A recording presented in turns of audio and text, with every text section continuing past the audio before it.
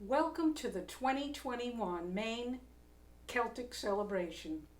I'm storyteller Lynn Cullen, and this is Kurt Kish. And we're sorry we can't all be together in Belfast this year, but we hope you'll enjoy this Irish folktale. See you next year in Belfast.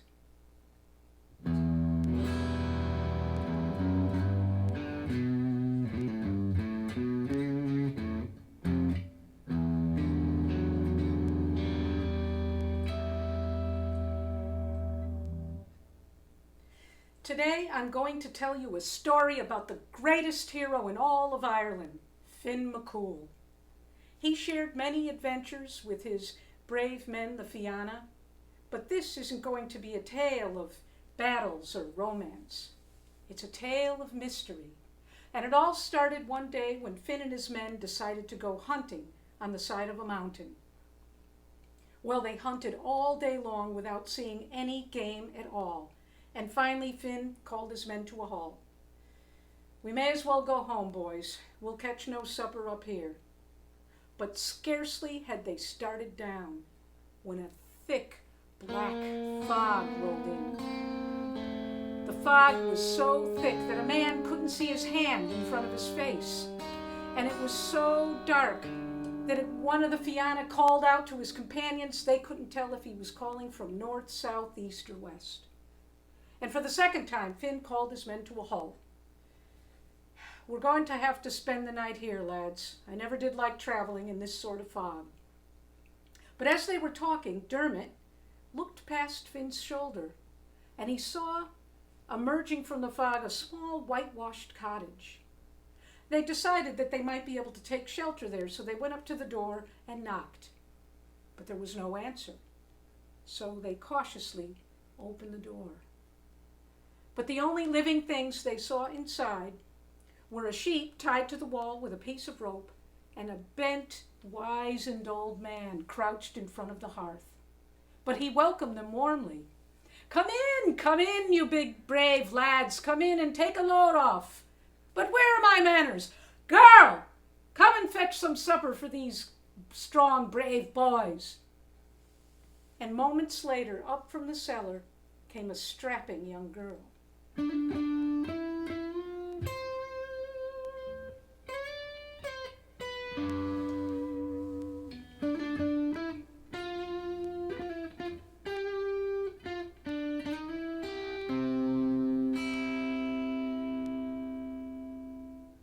The girl began to bustle around the cottage, and in no time at all, she had set a long table for the Fianna, and in less time than that, she had placed in front of each of them a steaming hot supper. But they had hardly taken the first bite when the sheep that was tied to the wall began to pull and strain at the rope, and then the rope snapped, and the sheep began to gallop around and around the cottage, and the men couldn't catch it, and it stampeded right into the table and smashed the plates and the meal, and everything was totally ruined. "Somebody stop that sheep!" cried Conan the Bad. "You get her," said Finn. "All right, see if I won't." And he walked up to where the sheep stood glaring at them all. And he reached down and he grabbed a couple of hands full of wool at the nape of the sheep's neck, and that sheep didn't budge. And he pulled and he pulled and he tried everything, but that sheep didn't move an inch. And some of the men began to chuckle. "You give it a try, you think you're man enough?" And one by one, each of the Fianna tried to move that sheep, and one by one they failed. Now the old man by the hearth thought it was very amusing. "Ha! Ha! Ha! Ha! Oh, you lads must be hungrier than I thought, too weak to move a sheep? Well, if you want something doing right, you've got to do it yourself. That's what I always say." And with that, the old man began to stand up. And he began to hobble across towards the sheep. And as he walked, 6 pints full of ash poured from the back of his trousers. That's how long he had been sitting in front of that hearth. But when he reached the sheep, He picked her up as though she weighed nothing at all, and soon he had tied her to the wall. Now when the Fianna saw this, they were amazed and maybe a little afraid. "Well, girl," cried the old man, "come and prepare another meal for these boys. They're too weak to tie a little sheep to the wall with a bit of rope." And again the girl came back. And she must have been very skilled in the domestic arts, because in no time at all she had prepared a second meal for the Fianna, and this time they were able to eat their fill. And now that their bellies were full, they pushed back their chairs and they lit their pipes. And Finn, now that he had the leisure and a full belly, he took a moment to admire the girl as she sat on a stool by the corner. And finally he put down his pipe and walked up to the girl. "Hello, dear. Thank you for the lovely meal. Tell me, you're very beautiful. What is your name?" But the girl just looked up at him and said, "You had me once, FionnMacCumhaill, and you won't have me again."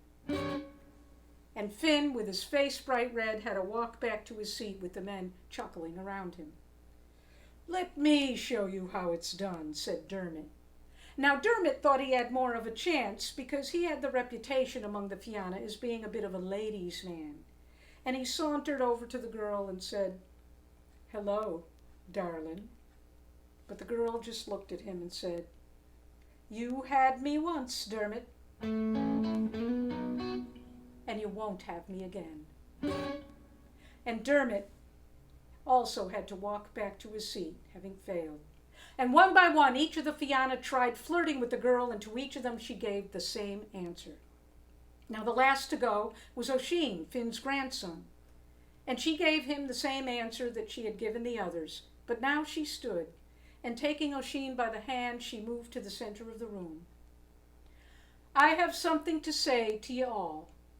That sheep that you could not move is no ordinary sheep. She is strength. And only the old man was able to move her because he is death. And death will always overcome strength in the end, even as he will one day overcome all of you, as strong as you all are. And as for myself, I am youth, and each of you had me once. But you'll never have me again. But now the lesson is over, and it's time for bed. But before we turn in for the night, I wish to grant you a gift. Come and ask me for whatever you desire, and if it is within my power, I shall give it to you." Finn was the first to get up, and he hurried to the girl and whispered to her ear that he wished for the scent of clay to be removed from his nostrils. A scent that had been with him ever since the time he sinned with a woman who was dead. But that's another story. The next to get up was Dermot, and he asked for a love spot in the middle of his forehead, such that any woman who saw it would fall madly in love with him, and that too was granted. And one by one each of the Fianna got up and asked for a gift, and to each of them the girl granted it. The last to go was Conan the Bad.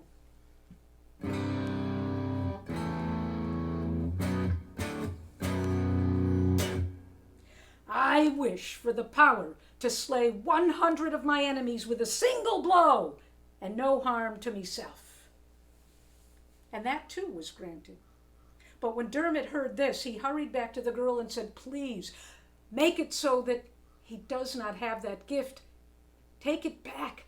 Conan has a terrible temper, and he's only to lose it once, and he'll slaughter us all."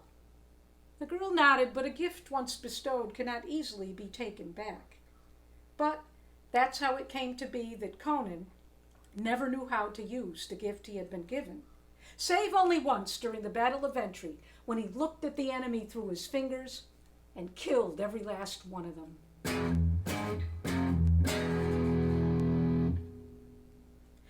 "And now," said the girl, "it is time for sleep." And quickly she pulled 15 mattresses into the cottage. And if at the beginning of the evening the Fianna might have wondered at how 15 mattresses could fit in that tiny cottage, after what they had seen that night, they wondered no more. And they all lay down on the soft beds and fell into a deep, dreamless sleep.